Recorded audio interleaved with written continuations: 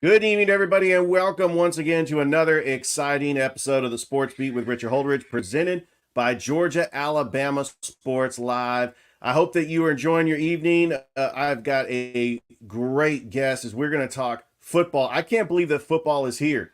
This is the week of high school football. We've got week 0 in college football in 2 weeks, and then we've got NFL preseason going on right now. The season will start September the 5th. So on the show today is the host of a show called Move the Chains. You could check it out on Fox 54 WXTX every Saturday morning at 9:30. Please welcome to the show, Jonathan Bam Rivers.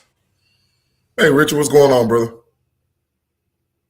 I'm doing great, Jonathan. I'm glad that you're able to take time out of your schedule just to come on and talk a little sports. First of all, before we get started, Just give everybody a little recap of what you had on Move the Chains in the last couple of weeks leading up to the football season. Sure, man. Well, like you know, there's no off season when it comes to Move the Chains, and I just like to continue to press when it comes to what's going on in the off season leading up to the beginning of the season, and also during the postseason after the season concludes, of course, after the Super Bowl. But I've just been going over some buy or sell on Move the Chains, and what that means is that are there certain teams, certain players, certain coaches, certain scenarios that I would buy stock in, or would I sell those stocks? For example, last week I talked about Brock Purdy being a system quarterback. And the reason I wanted to bring that up, because one, I think Brock Purdy is a system quarterback, but I also think that it's not a negative thing like a lot of people claim it is. Being a system quarterback simply means that your offensive coordinator, and a lot of times that's the same as your head coach, has a plan. He has a plan on how he wants to operate the offense and what he wants the offense to look like. So if you're Kyle Shanahan and the San Francisco 49ers, that's the system they run, a West Coast offense that's about timing, it's about accuracy, and Brock Purdy fits into that system. And I'll say everybody plays in the system. Lamar Jackson was drafted by the Baltimore Ravens, has won 2 MVPs, and that system looks like no other system in the NFL because Lamar Jackson is who he is. Josh Allen also operates within a system, and this is the point I wanted to bring up and that I brought up on my show about why every quarterback is a system quarterback to a certain degree. When Josh Allen was playing last year in the first half of the season, Buffalo's offense looked stagnant, and it looked as if they had no rhythm. And what did they do to their offensive coordinator, Ken Dorsey? They fired him. And then they brought in Joe Brady, who was on the staff, and he was the interim offensive coordinator. Remember, this is the same Joe Brady who led that LSU explosive offense to a national championship led by Joe Burrow, Jamar Chase, and all those guys. Right. Once Joe Brady was brought in as interim offensive coordinator, Buffalo took off. Josh Allen played better, was taking care of the ball better, and this team in Buffalo went on to win the AFC East, beating the Miami Dolphins in the last game of the regular season. So you see how there were 2 separate systems in the season for Buffalo. One was very ineffective for their Pro Bowl quarterback. The other one was effective. So that's what I wanted to get the point on across when it comes to Brock Purdy. Like, yeah, he's a system quarterback, but who isn't? There are a lot of quarterbacks, Richard, that can play above the X's and O's and that can play outside of the system. That's true, but it doesn't mean anybody is void of a system. All right, well, we're going to go ahead and talk about the Atlanta Falcons. NFL preseason in the books. I didn't really take a whole lot away from their 20-13 loss to the Miami Dolphins. Michael Penix Jr. did play, and he did pass for over 100 yards, but really it was a small sample size. We know that preseason is not going to be the measuring stick on how the first stringers are going to do, because it's really who can make this 53-man roster. So a guy like Jace McClellan could step up and make the 53-man roster. I believe the running back out of Alabama. But when you look at the opener against the Pittsburgh Steelers, Bam, is this a must-win for the Falcons taking on their former offensive coordinator, Arthur Smith? Because week 2, they go to Philly, and then they host Patrick Mahomes and the Kansas City Chiefs on Sunday Night Football on the 22nd. So I know that Falcons fans would panic if they started the season 0-3. How important is it to get this win against Pittsburgh week 1? Well, I mean, it's always important to try to start the season off with a W. The truth of the matter is half the teams in the league will start off 1-0, half the teams will start off 0-1. So to answer your question, it's not a must-win. But if you're Atlanta, you don't know the dynamic in the locker room. And this is for any team, really, especially when you come in with a new quarterback, you got a new head coach. So there are a lot of different factors that play into the Falcons coming into the 2024 season. You want to get a win. You're going to get a win against a team that's presumably going to have a good defense in Pittsburgh because you understand that's how Mike Tomlin is. They have an identity. But remember, on the other side of that coin, the Steelers are also coming in with a new quarterback situation as well, whether it's Russell Wilson or whether it's Justin Fields. So I think if you're the Falcons, you definitely want to get a W to start the season. I understand that you're going to have to play Kansas City in a few weeks as well. It's not going to be do or die. And I think that's why fans sometimes, Richard, or fans, because it's short for fanatic, they may overreact to those things. I talked about that on the show a few months ago. Regardless of what happens week 1, you're going to get a lot of overreaction. You're going to get a lot of people that say there are a lot of teams that are done for after week 1, which is going to be ridiculous. And there are going to be a lot of people that are going to say this team is a Super Bowl contender after week 1, which is also ridiculous. So I like to stay even keel. I like to pay attention to things that matter and that I think will be sustained over the duration of the season. For example, if the offensive line for Atlanta looks bad, and they look bad and they're not able to protect Kirk Cousins or they're not able to pick up the blitz, that's something that'll concern me. On the flip side of that, inversely, if Atlanta comes out and they're able to run the football effectively, which I think will be the strong suit of the Falcons. Let me say that. Last year, the Falcons were a top 7 rushing team. They've got Chris Lindstrom along that offensive line with a lot of other guys, but I brought him up because he was the best offensive lineman when it came to the rush in the NFL. He graded out better than any other offensive lineman. Those are the things I'm looking for. You brought up Jace McClellan. He'll absolutely make the 53-man roster because they drafted him to go along with Algier and also Bijan Robinson. This team, while bringing in Kirk Cousins and drafting Michael Penix Jr., remember what they didn't draft, Richard. They didn't draft an offensive lineman. Why is that? Because they've had one of the best offensive lines in football over the past few seasons. That hasn't been their issue. We know their issue has been the lack of stability at the quarterback position. So I think this identity, and Raheem Morris understands this, he'll want to run the football, and Kirk Cousins has been more effective as a starter in his career off the play-action game. And there's nothing wrong with that.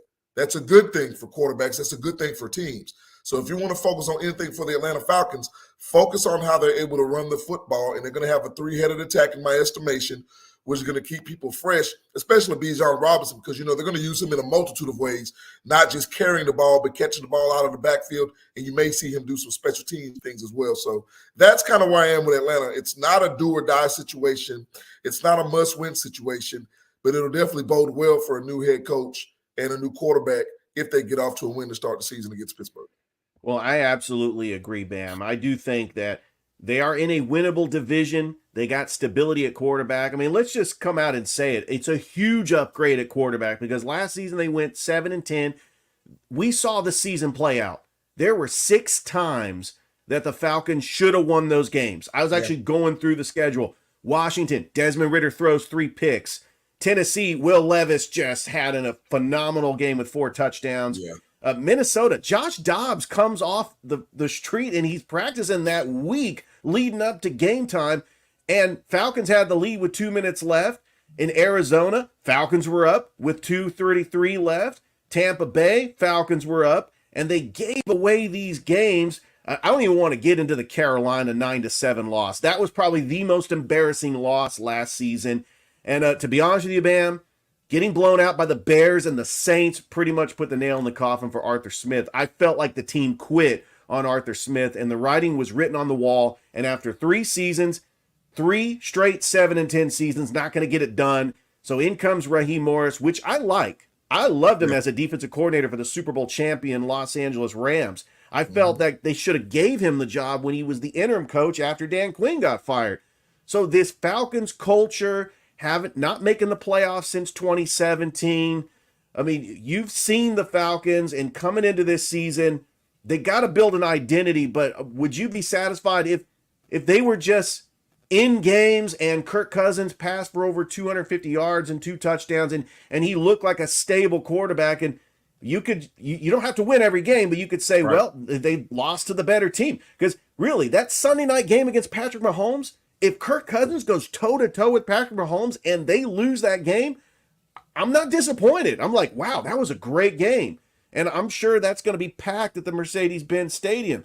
But, Bama, what is the vibe going into this season for the Atlanta Falcons? Is it playoff or bust, or do you think Raheem Morris is going to get some time to build a culture?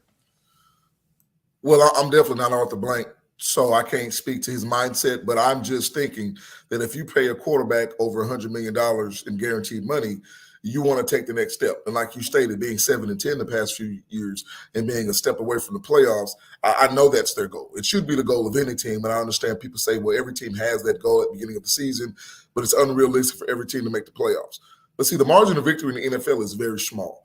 There's a very small margin between great teams, good teams, average teams, and very bad teams. And Atlanta has not been a good team over the past few seasons because they haven't been able to find a way to not shoot themselves in the foot or to not turn the ball over at the most crucial time or to pick up a first down when they need to. And I think that's why they brought in Kirk Cousins. But I think a lot of people are really missing the point when it comes to the Falcons and any team in general, in my estimation. A lot of people are focusing a lot on Kirk Cousins and his offense, and I understand why. But the Atlanta Falcons, like you said, they've had leads in the past. My biggest concern for the Falcons, and when I mean concern, I mean question mark, is going to be how their defense plays, especially against the run. Because a lot of people assume that the running game in the NFL is obsolete now. And I just want people to actually look at games and understand what wins football games. Last year, in terms of the 10 teams that led the league in rushing, the top 10 teams, 7 of those teams actually made the playoffs. It matters. If you look at the Detroit Lions, why were they on the cusp of going to the Super Bowl last year? Because they ran the football effectively. They have an identity, and they were crushing San Francisco. And then, of course, Dan Campbell decided to go away from the run. Baltimore, phenomenal rushing attack, and then they add Derrick Henry. It's the San Francisco 49ers, one of the most well-versed offenses in the NFL, a rushing attack. So when I look at these teams, I look at not just how teams can run the ball, but how they're able to stop the run. So defensively, if the Falcons can be a top 12 to 15 team defensively, I think that'll bode well for this team because it's always about complementary football. It's great if you're scoring 28, 29 points a game, but if you're giving up 30 points a game, it's not going to mean anything. And we saw that with Kirk Cousins when he was in Minnesota. They had one of the most potent offenses 2 years ago, but their defense was dead last. That's why even though they won a lot of close games and got to the playoffs, they got beat by a team in the New York Giants who I thought had no reason to beat the Vikings because they couldn't stop anybody. So a lot of people will focus on the offense, the glam and the glitter of this offense with Kirk Cousins and Bijan and Kyle Pitts and Drake London and all these guys. But defensively, the Falcons need to create an identity, need to be able to be strong up front. And if they can do that, the Falcons are definitely a viable team to win the NFC South and possibly make a playoff run in 2024. Well, I cannot wait a couple more weeks until the opening start of the football season, September the 8th, as the Atlanta Falcons taking on the Pittsburgh Steelers. It's going to be a homecoming. Arthur Smith coming back to the Benz, and I know he's going to get a warm welcome. All right, Bam, let's switch gears. Let's talk college football because we're in Columbus, Georgia. We know that we got 3 extraordinary fan bases that we cover in the media. I want to start with Georgia because I was looking since 2017. We know what Georgia has been. Kirby Smart, he's the second coming to Nick Saban. I do feel at age 48, I mean, he could end up eclipsing him one day, but I mean, that's too early to tell. This record is absolutely impressive. 94-16. If you don't count the 8-5 season he had in year 1, 89-11. But this is astonishing. 9-2 in bowl games. Those 2 losses, that Sugar Bowl when they lost to Texas, it was an inferior Texas team and they just weren't motivated to play. And of course, the national championship, the 2nd and 26. I don't want to bring that up for Georgia fans. I know that was heartbreak, but he does have 2 national champions. Georgia is the number 1 team in the coaches poll. I expect them to be the number 1 team when the AP poll comes out. You look at what Georgia is building, but they do have a brutal schedule. They got to go at Alabama, at Texas, at Ole Miss. With the 12-team college football playoff, Georgia has a very high chance to make the college football playoff. But with the landscape of Georgia and what they are looking forward to this upcoming season, I mean, is Georgia the new Alabama? Do they have a target on their back going into the 2024 season? Well, one, I'm glad you brought up Kirby Smart's first year at Georgia going 8-5, and I don't think that should be discounted. And the reason I say that is because you brought up the comparison to Alabama. When you think about Nick Saban's first year at Alabama, they were mediocre, but it was the season where he had to clear out a lot of people who weren't really in it for the program, who were in it for themselves. And I'm not just talking about players or coach. I'm talking about boosters, people around the program, or what have you. So when you come in and you're Kirby Smart, and you go 8-5 in your first year. When you look back in terms of revisionist history, you have to understand at that point in time, one, they had a winning record that season. Two, they were building something in that moment. So while they won a national championship contender that season due to their record, they were already building something because Kirby came in with a plan. So at this point, I really think they're just, the new team in college football. You can say, are they the new Alabama? That would mean that Alabama is no longer going to be good. I don't necessarily think that's true. I think Alabama will definitely be formidable. We'll get into them. But I think the University of Georgia, when they recruited a high level, and I'll say this, Richard, I'll compare Alabama and Georgia in these ways. Georgia is the new Alabama in terms of understanding what it looks like to win at a high level and what that means in a negative sense. Because what I say that is, if you look at Georgia, look at the amount of coaches. Dale McGee's one of them. Fran Brown's another one, who are now head coaches in other programs, and they were some of their top recruiters and assistants just a year ago under Kirby Smart. And it's not only dealing with them when it comes to leaving and not being a coach on your staff. What do coaches want to do when they go and build their own staff and build their own program? They want players as well. And especially in this day and age in the transfer portal, that's something you have to compete with really from within as that coach is leaving. So I think that's something that Kirby Smart in this program is having to deal with. But it's a good problem to have if you're Kirby Smart and you're Georgia. They're a phenomenal program. And that's what I wanted to say as well. They're not a phenomenal team. They're a phenomenal program. And I think a lot of people want to look at Georgia or Alabama and LSU and Ohio State and these teams and say, well, why are they good teams? Well, you're overlooking the fact that they're phenomenal programs. There can't be a good team. You can have a good season, Richard, right? You can have an elite season and not be an elite program. Being an elite program has to come with consistency. It has to come with having the right people in the building. It has to come with having the right mindset. It has to come with having talent and being able to develop that talent. And that's why Georgia is where they are. And that's why I think they're potent. And another reason, I'm glad you brought up their schedule. Teams like Georgia, programs like Georgia, want schedules like this. If you're the number one team in the nation, you want an opportunity. And I think this is exactly what that is. So when you look at Georgia, a lot of people say, well, man, their schedule is tough. They might hurt them this season. Well, I look at it as it might just solidify them as the best team in college football if they're able to run through that gauntlet. And I'm not saying necessarily go undefeated in the SEC because we understand how difficult that is. It's difficult to go undefeated, period, but especially in a conference like that. But if you're Georgia and you have an opportunity to go on the road to beat teams like Alabama and you have an opportunity to beat teams like Texas and things of that nature, it just continues to increase your profile and remind everybody that we are a program, even though we're missing guys like Brock Bowers, who's now in the NFL, and Ladd McConkey in the NFL, and all these defensive powerhouses that they had. Jordan Davis, who's no longer with the program, of course, he's with the Eagles. They sustain, they develop, they recruit, and they reload. And that's where they are as a program. So regardless of who you root for, I think in my estimation, you should celebrate a team like Georgia in that estimation, because a lot of people, Richard, get tired of dynasties or teams that are on top. And I say I appreciate it because it makes me say, if you're a program that's a rival of Georgia, if you're an opponent of Georgia, if you're in the SEC or you're in the Big Ten or whomever you're trying to win a national championship, you need to get on their level. You need to extend opportunities to bring in better coaches. You need to try to recruit at a higher level. It makes the game better because it makes other people have to develop a mindset and develop a program to where they have to compete with Georgia. So kudos to what the Bulldogs are doing. And like you said, Kirby Smart being 48 years old, Georgia being his alma mater, I don't see him going anywhere anytime soon. The Bulldogs are here to stay. And I can't wait to see what it looks like, especially with this expanded college football playoff. Absolutely. I do think that he is on pace with Nick Saban because when Nick Saban was 48, he was in his fourth year at Michigan State. He hasn't even started at LSU yet. Right. Now let's turn to Alabama. The new chapter, the new era is Kalen DeBoer taking over for Nick Saban, here's what's impressive about what Nick Saban did at Alabama. It wasn't just the 6 national titles. It was the 3 national championship appearances. 2 of those came down to the wire at the last minute. So Nick Saban could have won 8 national championships at Alabama. The fact that the last time Alabama lost 3 games in a regular season, 2010. So the standard at Alabama is to win 12, 13 games, get to the college football playoff, and be a national championship contender. And that's what Nick Saban has built up. I know that you mentioned before, Alabama is in good shape. The program is solid. So when you bring over a guy like Kalen DeBoer, who went to a national championship with Washington last season, I think Alabama is going to be fine. They're going to be a college football playoff contender.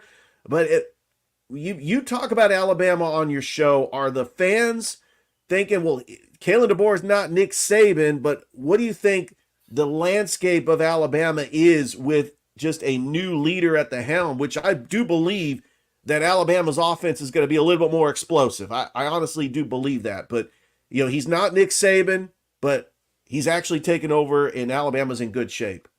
Yeah, well, one, I think the fans do understand, and they'll continue to point out that he's not Nick Saban, and Kalen DeBoer will say, I know that. And I think Kalen DeBoer is somebody who doesn't care that he's not Nick Saban. He cares that he's Kalen DeBoer. Now, remember, what has the Pac-12 been over the past decade? They've been a conference that was not good at all, couldn't win in the college football playoff, could barely make it to the college football playoff.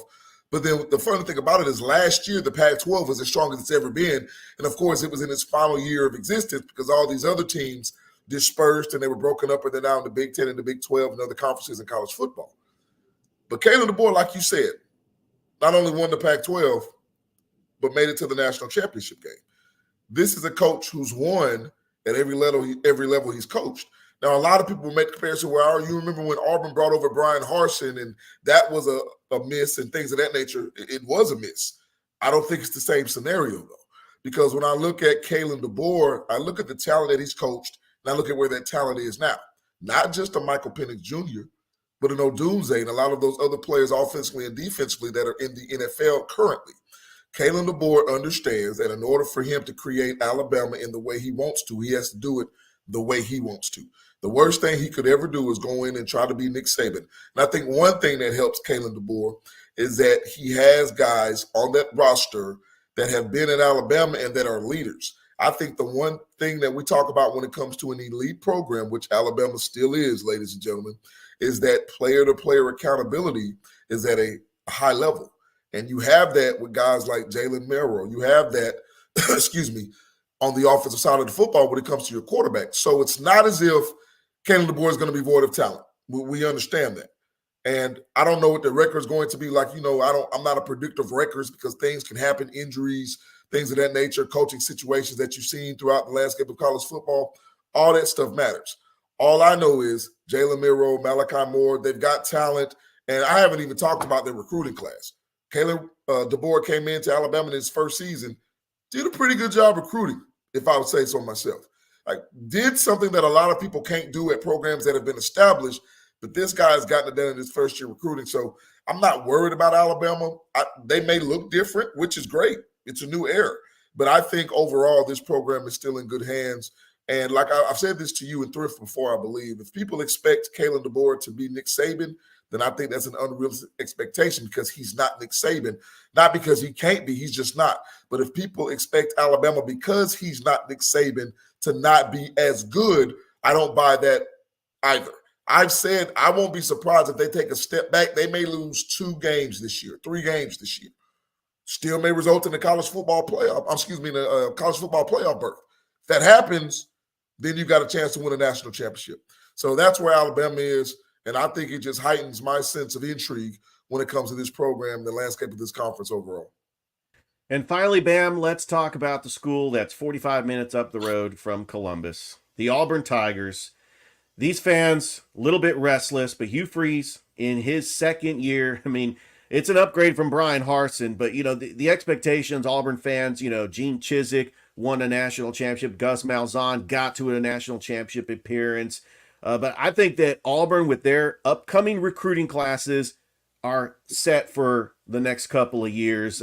This is Peyton Thorne's team. He's got some weapons. We know about Cam Coleman, the wide receiver from Central. I think he's going to have a major impact as a freshman. How about the transfers coming in? Robert Lewis and Keandre Lambert Smith. So Yep. Peyton Thorne's got new skill positions. You still got Jarquez Hunter. I think that Auburn, they're going to come out the gate and they're going to start 5-0. I do believe they beat Oklahoma on the Plains. But then you get into the meat of their schedule, having to play Texas A&M, Georgia, and then, of course, the Iron Bowl. I know, is realistically, would Auburn fans be happy with an 8-4 season? Well, if you're an Auburn fan, I don't know why you wouldn't be happy with an 8-4 season. This team hasn't won more than, 6 games the past 4 years. So to win 8 games means you're taking a step in the right direction. And I think that's what happens, Richard, when teams like Auburn. See, Auburn is the epitome to me of being consistently inconsistent. What I mean by that is Auburn can be a team that has made a national championship game and then the next year lose 5 games. And those are what elite programs don't do. And Auburn's trying to get to that level of being elite on a consistent basis. I'm glad you brought up the transfers because I want to talk about that in terms of Peyton Thorne as well. I had Josh Pate on my show a few weeks ago, and we talked about how we feel that with Peyton Thorne, Hugh Freeze may have done a smart thing by not necessarily going out and trying to get a quarterback. And why do we say that? Look at the last couple of quarterbacks that have transferred to the SEC from outside of the conference. You remember a guy named Joe Burrow who left Ohio State and went to LSU. In his first season, he was pretty good. Second season, he ended up winning the Heisman. They ended up winning a national championship. Jane Daniels, right? Left the Pac-12, came to LSU. Was pretty good in his first season. Second season, ended up winning the Heisman Trophy, turned it into a number 2 overall draft pick for Washington. Not saying Peyton Thorne's going to be a Heisman candidate. Not saying Peyton Thorne's going to lead Auburn to an undefeated season or a national championship. What I am saying is that Peyton Thorne is now in the second season under Hugh Freeze. Same offense, same mindset, same vernacular, same concepts, and now you surrounded him with more talent offensively. I think that's a good opportunity for Auburn to really take advantage of the transfer portal, which they have done. And like you said, a player like a Cam Coleman, who's a transcendent player. Like I said, I've seen him in person, and he's a physical phenom. That's just the truth of the matter. So Auburn is a program who's trying to get to that level consistently. You know what's really bitten Auburn? And this is why, I had a conversation on my show like I talked about with Josh Pate. And, I do a segment called Nonsense Narratives. And he said one of the biggest nonsense narratives he has, his teams are what their records say they are. He can't stand that. And I disagree because, Richard, I think a team is what their record says they are, but it can be for a multitude of reasons. For example, if Auburn has been consistently a top 10, top 11 recruiting team in the nation, which they have been, in most cases, you would celebrate that program. You would be excited for that program, as you should be. The problem is when other teams in your conference are number 1 in the nation, number 2 in the nation, number 5 in the nation, number 8 in the nation, while you may be top 10, you've got 4 or 5 other teams that have recruited better than you have, and you have to contend with them on a yearly basis. So Auburn has not been a team that's been a national championship contender consistently, yes, because of the conference that they play in, and it's also a byproduct of not having the development that the Alabama and the Georgias have had over the past decade or so. So Hugh Freeze is trying to understand that. Again, this was a guy who was in the SEC at Ole Miss before. There's nothing about the landscape of recruiting that he doesn't understand. He's just trying to build a winner. The biggest concern I have for Auburn, if you look at their track record, has been the number of coaches that they're still paying via the buyout, Richard. What does that tell you? It tells you that they're not giving coaches an opportunity to build programs. And what concerns me most is that now in the age of the transfer portal, where teams can easily get better quicker, is Auburn holding themselves to a higher standard, which means that they will continue the trend of not letting their head coaches fulfill their obligations in terms of their contracts. And because of that, they're having to pay another coach who's not going to be coaching the team and then have to go through this whole search again. To go back to Alabama, the thing that impressed me the most about Alabama, they gave Kalen DeBoer a 10-year contract, Richard. Right? Alabama hasn't had those problems. Now, when you have Nick Saban, it's easy to say that. But if you look at the teams, I throw Clemson in there as well. Look at the teams who have had the same head coach for a sustained amount of time in Power 5 conferences that have been championship-level coaches. and championship level programs. That's a big reason why. So if you're Auburn, you want to give Hugh Freeze the opportunity. So unless something happens that's a stain on that program for what have you, I think they need to stick with their guns and try to build something with this program. You've got a great recruiting class. They did a very good job recruiting, and that's never been a problem. Now you need to put it on the field. Talked about the Atlanta Falcons earlier in this program with me. There's no different than the Auburn Tigers. When you have Alabama at home on the ropes, and when it's last play of the game and you only rush 3 guys and you give up a 31, 32-yard pass to Jalen Milroe and Alabama ends up winning it, and I think that pass was thrown to Isaiah Bond, who's not at Texas, they weren't able to finish. So can Auburn finish the drill? Can they finish games with the talent that they have? I think that's going to be the biggest question. So if you're an Auburn fan, to go back to your original question, if you're 8-4, yes, be excited. Because if you're 8-4, that means that you've done something you haven't been able to do in the past 4 seasons, and that's win more than 6 games.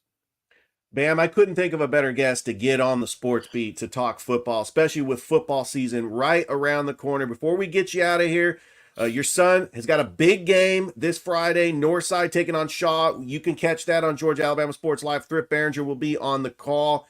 I know that Northside looked very impressive against Spencer in their scrimmage. I mean, what are you looking forward to this upcoming season for Northside? Just looking for big things, especially up front. I just want to make sure that Caden Clay, quarterback who has committed to Charleston Southern, congratulations to him, is protected all year long. That's the only thing I talk about when it comes to any team, right? I talked the Atlanta Falcons and their offensive line. Just protection is going to be the key. How you can control the tempo, how you can protect your quarterback. I think this team has a multitude of weapons. Definitely Kingston Rivers, my son, is in that boat. A slot receiver can play running back, big in the return game. So Northside has talent, definitely at the skill position. Can they win up front? Can they be an offensive line and a defensive line that tries to control the line of scrimmage and give their athletes time to make plays? And that's what I'm looking for this season. Realignment has happened in high school football, if you want to call it that. They got rid of 7A, so everybody has been reclassified. So the region is going to be tough this year, which I appreciate. I appreciate the opportunity that I have to go and earn it and earn a playoff spot. So, yeah, very excited about the season kicking off this Friday. The scrimmage was good. They did a good job. Still have some things to work on. But I think overall Coach Orr Pays is definitely working to make sure this is a program that can build for the future, build to be a playoff team, and hopefully contend for a state championship at some time and at some level. All right, Bam, before I let you go, tell all my viewers and listeners how they can watch your show on Fox 54 every Saturday and what's it called and what you got coming up for this upcoming show. Absolutely. It's called Move the Change. You can catch it on the Sports Leader, WXTX Fox 54 every Saturday morning at 9:30 a.m. Eastern Time, 8:30 Central. This show is on every week, all year long. Like I said, there is no off season. You can also catch it on YouTube. Subscribe to the YouTube channel. It's at Move_the_Chains. Move the Chains with Jonathan Rivers. You can definitely subscribe to it. Every episode is posted on YouTube on the channel as well. And just thinking about the NFC and the AFC this week, a lot of people like to talk about the AFC and how dominant it is over the NFC because of the quarterbacks, which is an easy conversation. But the NFC is phenomenal. They have phenomenal teams, and they have younger quarterbacks, I like to say. So I don't just look at the quarterbacks when I talk about that. So I'll kind of be comparing the AFC and the NFC and just reminding people who are potential contenders for more reasons than just having a solid quarterback, which is what you need, but it's not the only thing you need, of course. And I'll talk about why that's so imperative going into the 2024 season for these teams. Oh, there's no question about that. Jonathan Bam Rivers, everybody, thank you so much once again for watching another episode of the Sports Beat with Richard Holdridge. Don't forget, you can follow us on Apple Podcasts, Spotify, iHeartRadio. Download it wherever you get your podcasts. You can also like the Facebook page and subscribe to the YouTube channel. And I hope everybody has a great rest of your day.